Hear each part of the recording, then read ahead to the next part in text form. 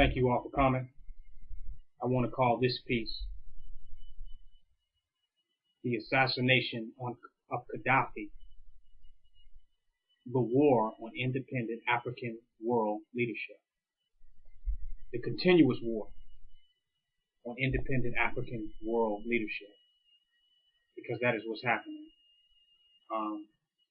The Gaddafi situation is an example of one many examples. Our black community have had a lot of Gaddafis. We've been seeing Gaddafis all the way since the 60s, with the method that they have used to assassinate all African leaders. Just because we are in America and we call ourselves African Americans, we're more African than American, especially how the enemy views us. So our leaders here are African leaders, whether we are aware of this or not. And the global agenda to assassinate African leadership is what took place with the Gaddafi situation. Some of our Gaddafis was in Chicago. We know Larry Hoover. We also know Chief Malik or Jeff Ford. We also know Tookie Williams. The list goes on. Malcolm X. Even Marcus Garvey. I mean, our history goes on. So many people can be added to that. Chairman Fred Hampton Sr. They have been assassinating African world leaders constantly, consistently. This whole thing with Gaddafi was a man that was doing something for his country and doing something for his people and creating an African Union and beginning to unify Africa against Western imperialism. He was becoming a strong force, trying to develop his own currency system outside of the white man, the European. He was beginning to enrich certain parts of Africa, including his own country. But he was doing this all independent of the help and the assistance of the Europeans. They got angry at this, intimidated by this. They were afraid that he was going to create a power, an African power, that would be able to topple the forces and the power and the greed and the materialism that they had. They needed his independent wealth, because we are living in a time where there's a huge economic deficit in America, that we are going into economic peril. So they must go at those who have independent wealth to add to their coffers, to bring into the economic system. They need money to come from somewhere, oil, some type of resources. Why not go with people who already have trillions of dollars? Get it from them and then just get this money out of nowhere to start paying off your deficit. In our time of poverty in America and destitution, the Libyan had free health care, free education. The Libyan had a better way of life, a better culture, more resources than we had. Why not go at them to get the resources that we need? Why not go steal it from them to get ourselves back on our feet where we need to be? Get us some oil while we're over there. That tied in. But they wouldn't be able to do this. See, when we talk about that it was just about oil and about materialism, we don't see that they would not be able to do that if it was not about consciousness. White supremacy cannot work and cannot be effective where it cannot destroy the infrastructure of African black supremacy. It must destroy it through propaganda, through divide and conquer strategies, through using the materialism to seduce the materialistic. It has to destroy the integrity of black supremacy, the integrity of an indigenous government like the Native Americans, like the Libyans. It must destroy the integrity of the government before it can begin to usurp it and come with its idea. And its idea is not just to get material. The purpose of getting material is to maintain the integrity, the force, might, and the power, and the reign of white supremacy. That's the purpose of getting the material. So when we say it's about oil and it's about material, we try to throw it off. Like, this is not about race, this is about money. But what is money about? What is this materialism about? What is it for? To maintain who in power? Is NATO majority black? Talk to me. Is the American forces predominantly black? We think because we 12% of the population that the United States of America is a black army. Well, you got another thing coming.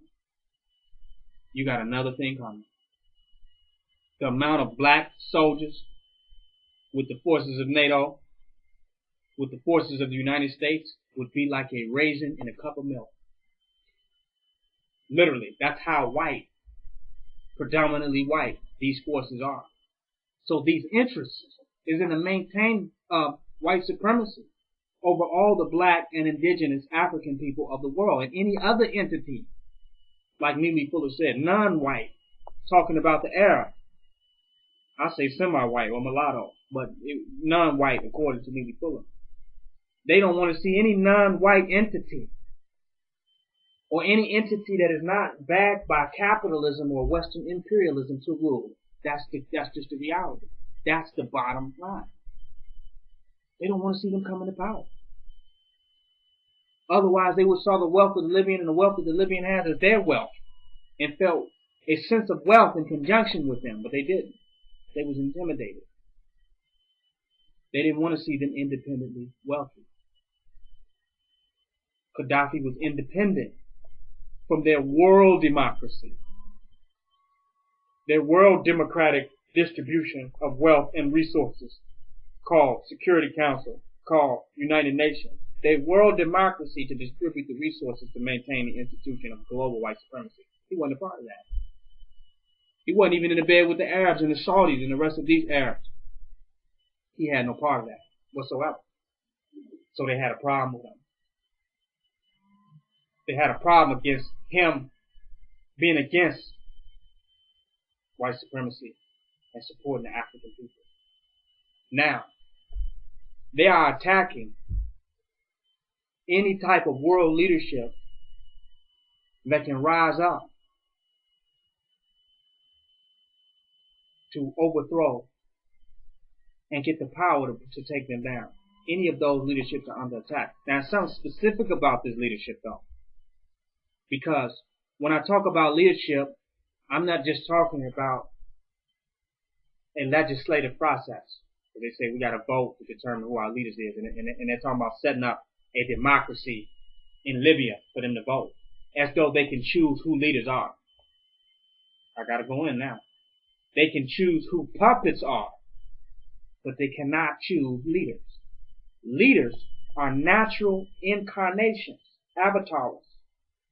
Leaders are naturally inclined entities with the natural succinct ability to galvanize the people and represent the sole interests of the tribes of which they have sprung from.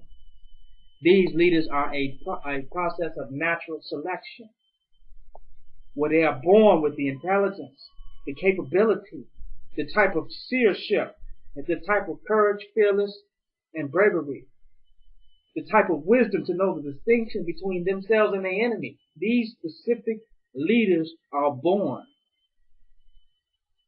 not voted for. You can vote for whatever little boy that you get into the electoral college that you didn't raised up through the Luciferian rituals that was carried out on them since they were born. You know that you got them. You know that they are part of your secret society or secret circle. Those are not leaders. You fear real leaders.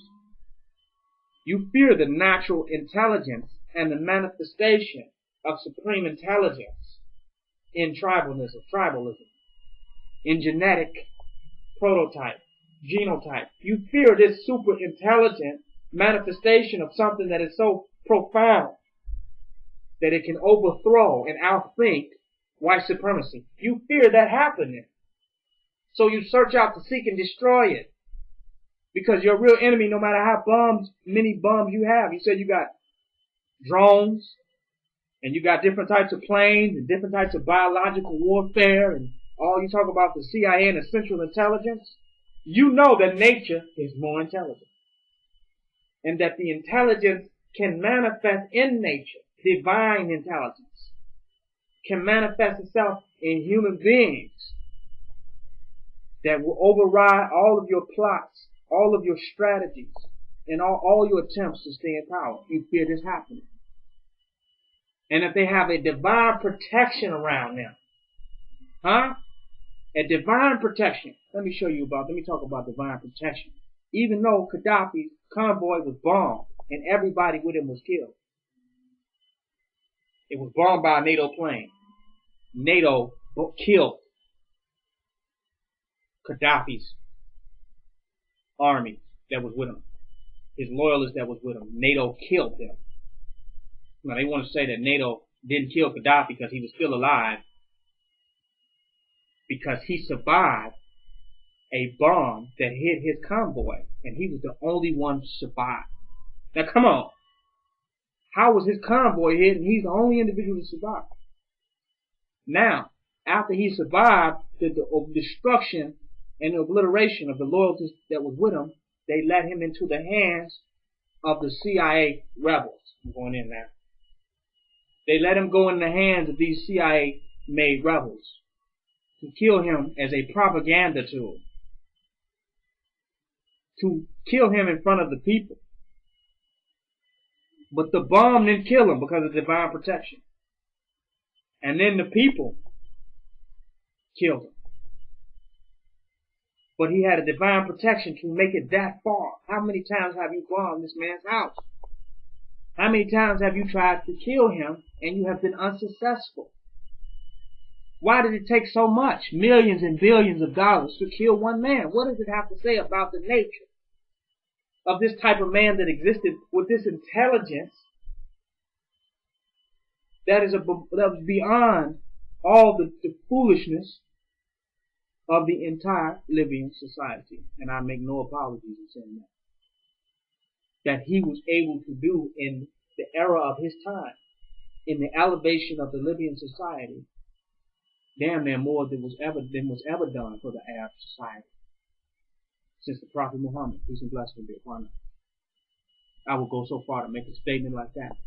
He elevated the culture, the society, and put them on a playing field, and used his resources to raise the condition of his people as a collective, as a standard higher than all of the Africans in all of Africa as a collective of people.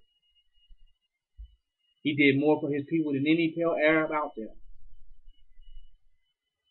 So there was a divine intelligence in this man who was in a tent, who grew up in a tent, out of nowhere, who said he wasn't going to even build his parents a house until he housed every Libyan in his country.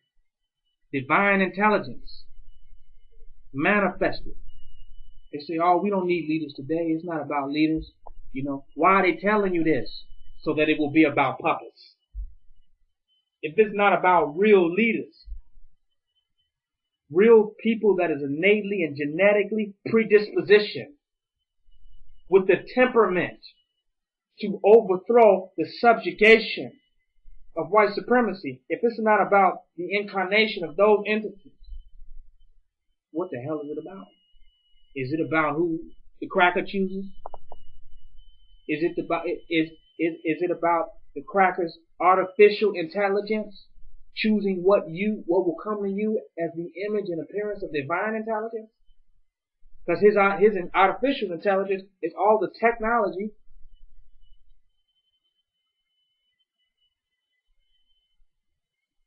the cameras, lights, cameras, and actions, and all the smoke screens to tell you who is nice and who is good.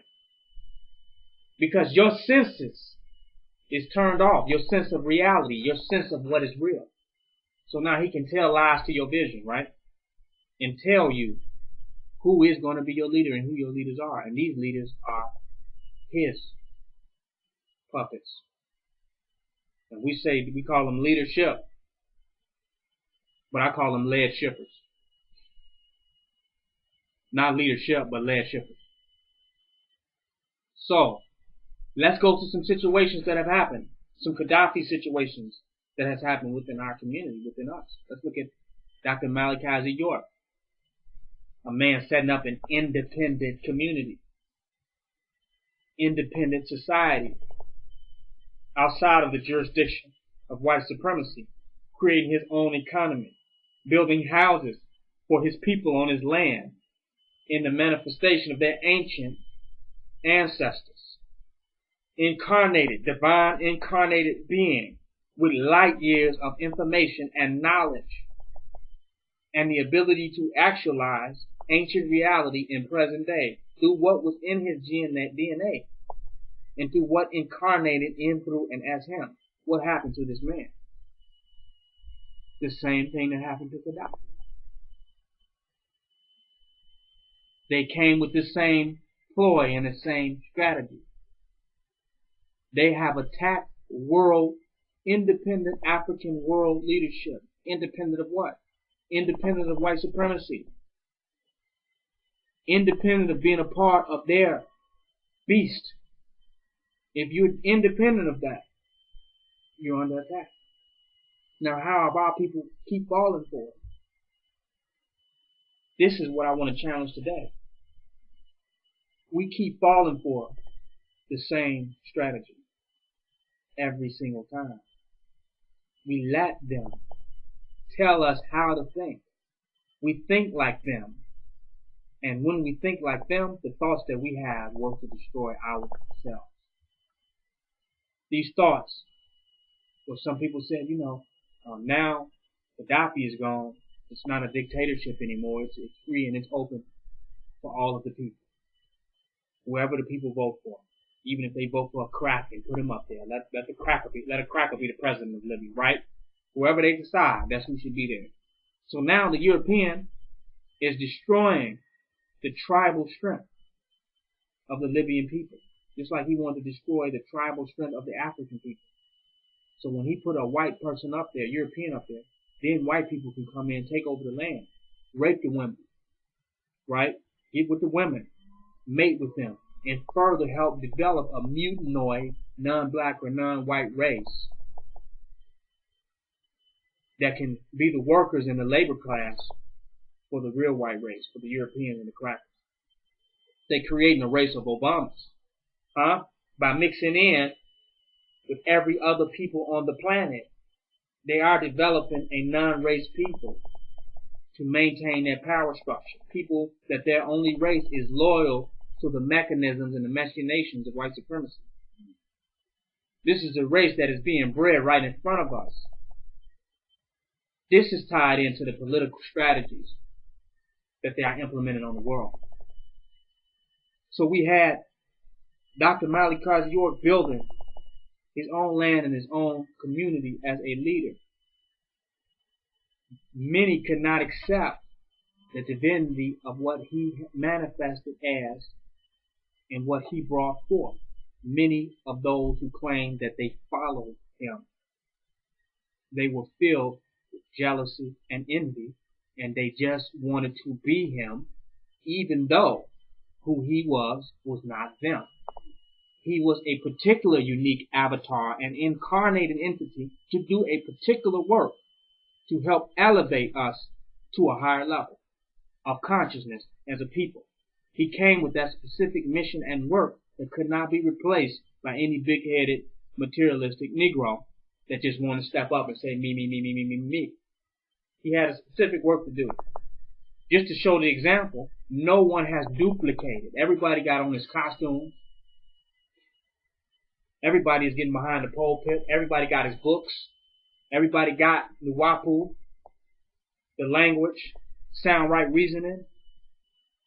But none of them can even at all show a minute percentage of the work that was manifested by the hands of Dr. Malachi York. Not one of them, in all of their greatness. All they can do is costume and parade and imitate, right, what he brought forth. And say, well, we all can do it. See, the reason that all this is set up is so that we all can be leaders and we all can step up. And they're all stepping up and doing absolutely nothing. Now we got a whole bunch of leaders that are not leading us any goddamn where. Why? Because it wasn't them and they call them. The European has pushed this everybody free enterprise leadership construct to help support the engine of capitalism. That's the whole purpose that this philosophy is pushed, because it keeps us all divided with our own independent and individual interests, free enterprising and building up the system and the machine of capitalism. Because we're all leading our corporations, leading our business, leading our agendas, leading our ideas. And we're all separate. So to embrace one leader and bring all of the collective energy that we have together would make us such a magnanimous force that we would overthrow the subjugation by white supremacy. That's the reality. So they have to spread this democratic idea that they can control, that they have learned how to puppet for a long time. They have learned how to manipulate this. They have become master manipulators of the democratic prototype. So they want you to take the one that they know they would have the most manipulative ability by placing into this democracy agents stepping into this democratic situation, individuals that are already persuaded to white supremacy with the whole job of persuading others to white supremacy. Them and their persuasion are backed by the education, the schooling, and the training of white supremacy with a specific job and a specific position to carry out. So while we thinking that it is a democracy, they have already created the majority in a petri dish. They have already socially engineered the majority. So they know what the vote is going to be. They know who is going to win. That they socially engineer this entire situation. So they want them to take on democracy. Democracy is white supremacy. Because a thing is where it is leading. A thing is not where it's at, but where it is going. And if democracy keeps ending up in white supremacy, everywhere we see it, then what is it? White supremacy. So all over the world, our leaders are being toppled, looked at as tyrants, looked at as dictators. All over the world, where we see Africans coming into power. But their leaders are so perfect. But their leaders are not leading us any damn way. Let's look at Obama, which is a supreme puppet. He says he's going to put out a jobs bill and create more jobs for the people and make sure that they're more gainfully employed. But then he has to go to the Republicans. And the Republicans have to give him permission to pass his bill through. And if they don't give him permission, it's not a goddamn thing he can do. How is he a leader? What power do he have to make something happen in and of himself? So he is not an independent African leader. He is a white supremacist dependent leader. They want more white supremacist dependent leaders so they can have more control. And as soon as these dependent leaders that they set up become more independent, then they take their ass out. This is what we will see with the Saddam Hussein situation. We also will find that with the Bin Laden situation. Both of these individuals were what? Created by the CIA. I think Noriega was too. These individuals are created by the CIA. But when they start getting independent and thinking on their own and saying, wait a minute, hold up now, there's something to this. Maybe I can do something with this job. That's when they get taken out at that particular moment. So, the need for independent leadership, independent African world leadership, equaling black supremacy. We can't have no more puppet leaders.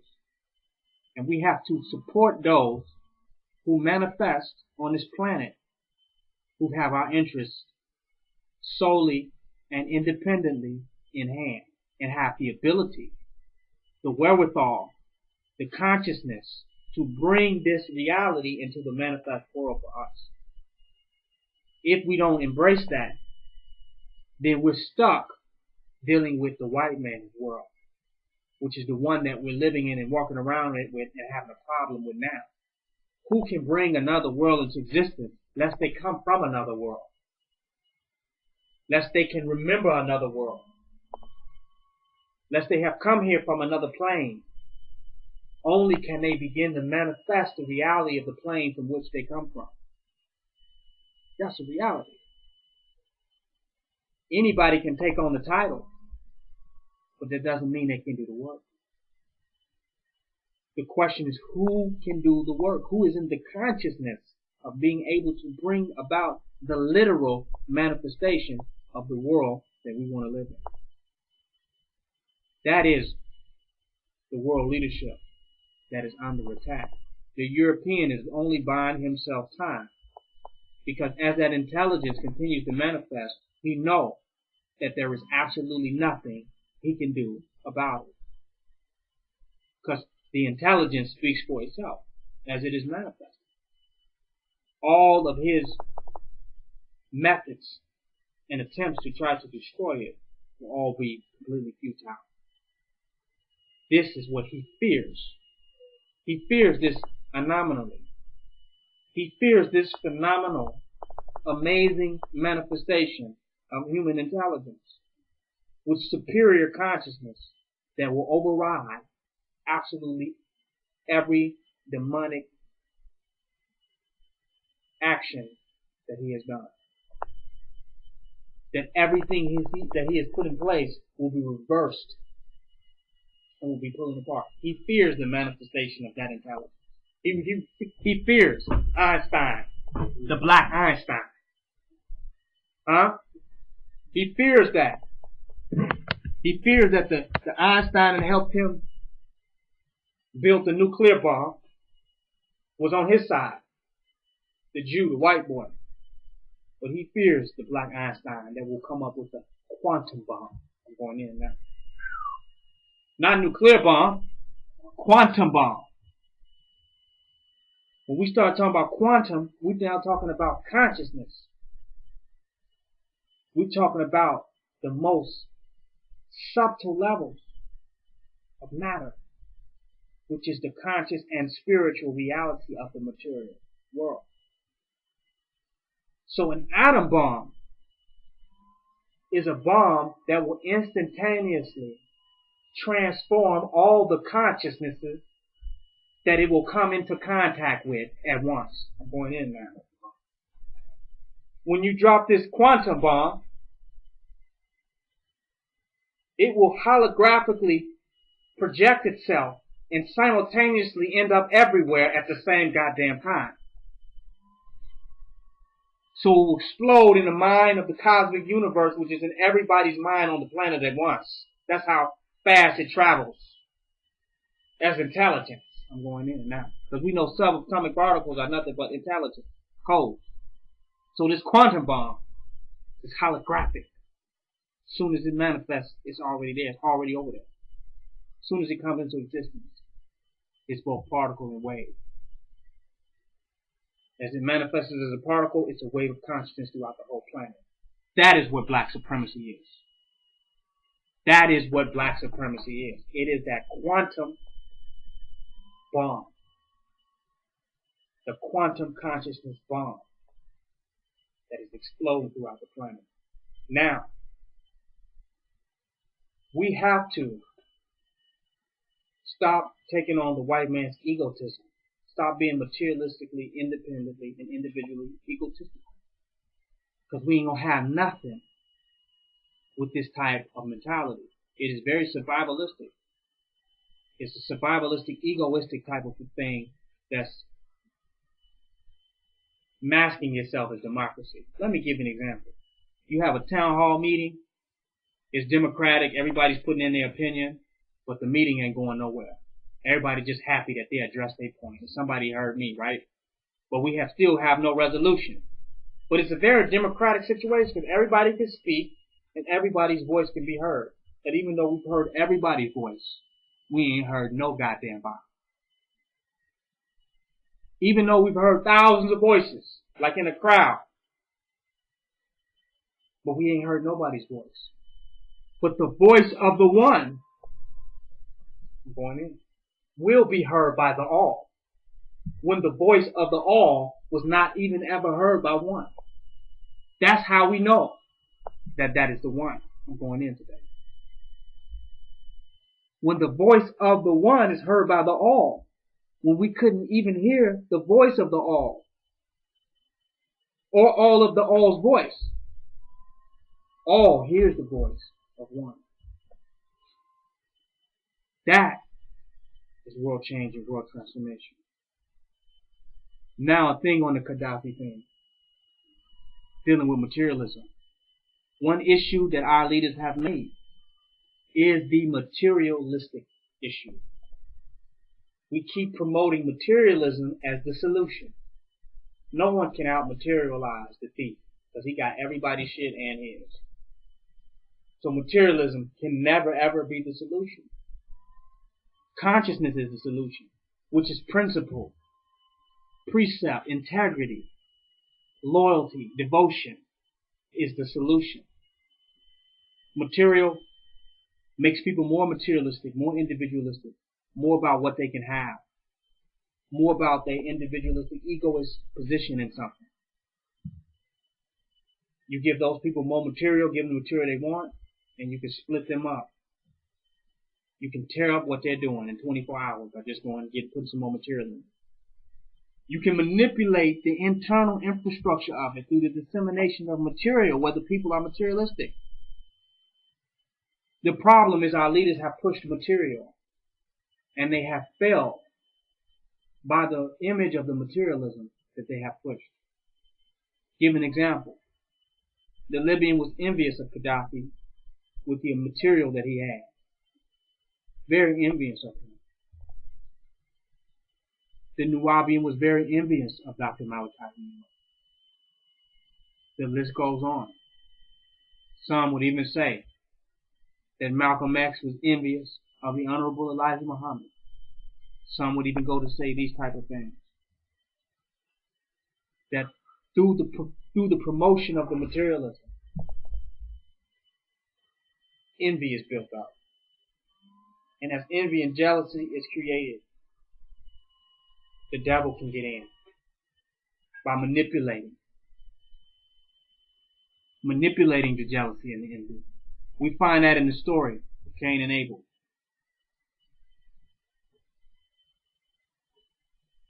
Abel was able. He had the ability.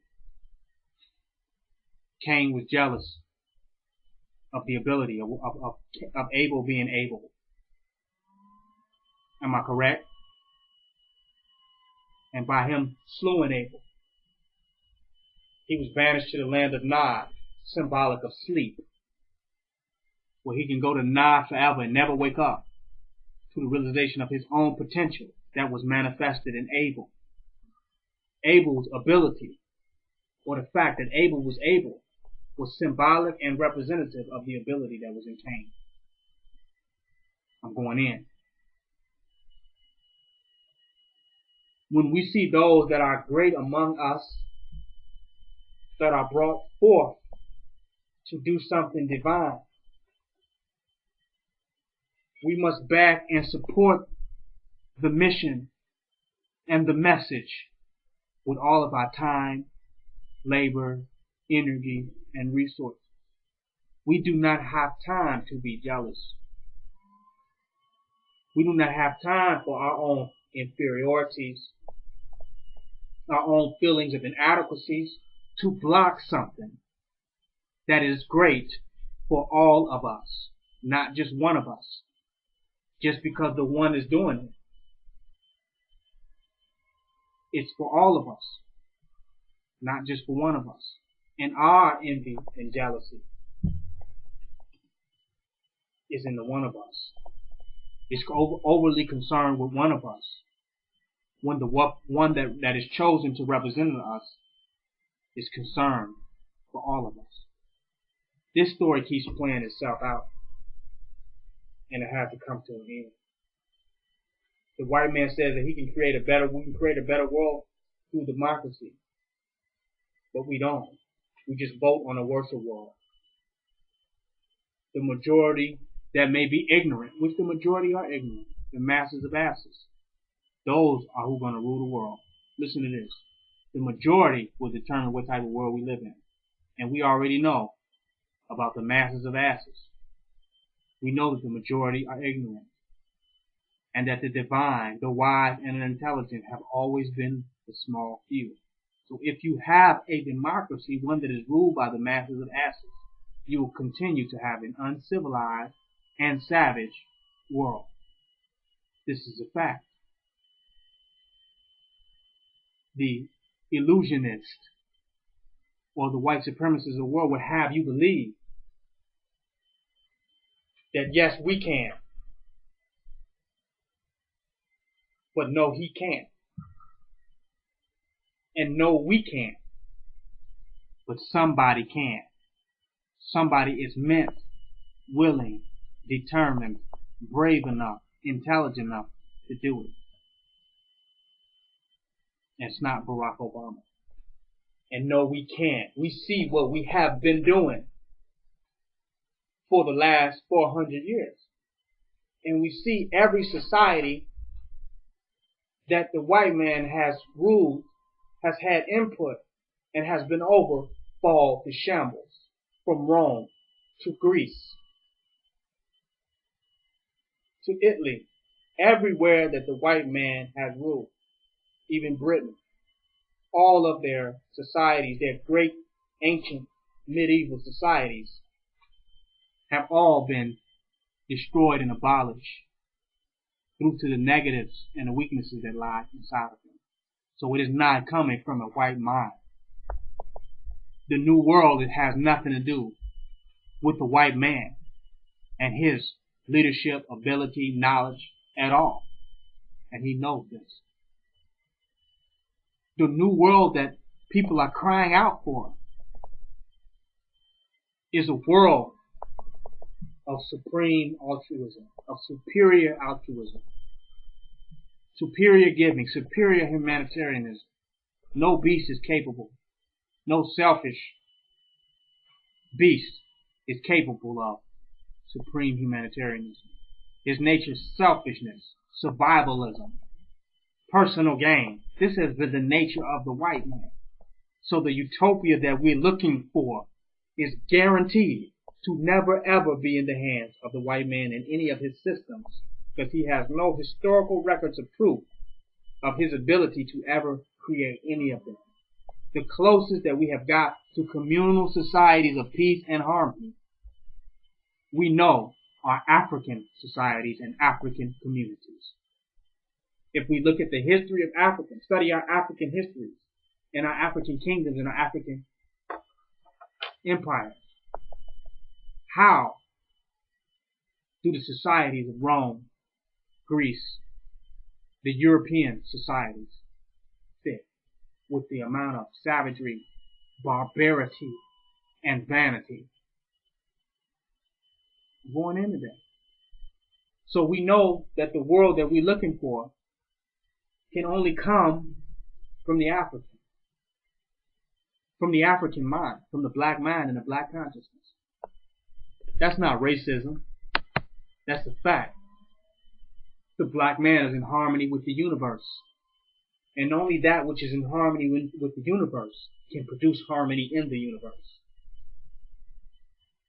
The only way that an instrument can play well is that it is in tone with the vibration of the universe, so that when you play the note, it is a conduit to the vibration and energy that exists in the universe. If that instrument is off, then its notes will be flat, pale, having no sound, no tone, no hue. So in order for an instrument to produce harmony, the instrument itself must be what? In harmony. The black man is the instrument of harmony when in harmony with himself. And the world leadership will be brought about by the harmonious black man that is in harmony with himself. That's the world leadership that we're looking for. That's a fact. The sun ain't gonna let the white man rule for long. We ain't gotta worry about that. So as these incarnate beings manifest in this or that time, we have to bear witness if we really want to see a different world. If we really want to see a different society, we have to bear witness to the greatness and the divinity. We have to see what happened, what is happening. Something as radical is happening. Something new is happening. Something new is coming into being right before our face. We have to embrace that. Let go of the old way and the old paradigm and embrace something new.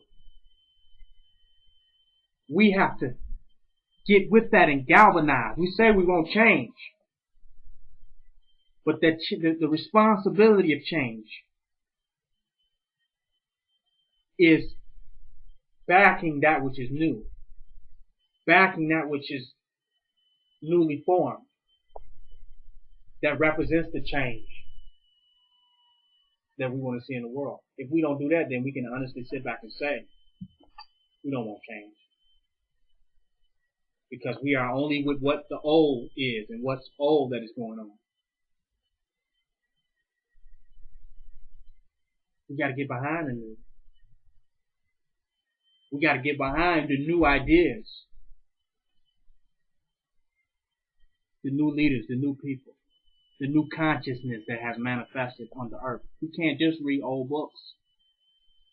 The new can speak for itself. The new can represent itself in those who bring the newness to it. So I challenge people to not be superficial. Don't be fake. Don't hide your individualism behind collective transformation. Because you can have individual change, and we not change as a collective. It takes a specific type of individual, a specific incarnation, a specific manifestation to cause the change. And it's our responsibility to back and support that consciousness that represents the change of this time, of this society, of ourselves as a people, as the world that we live in. We must back that change in order for that change to happen.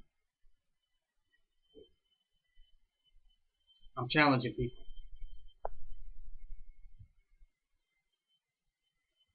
You want to see the new world? Step out of the old one. You want to see a new reality? Step out of the old reality.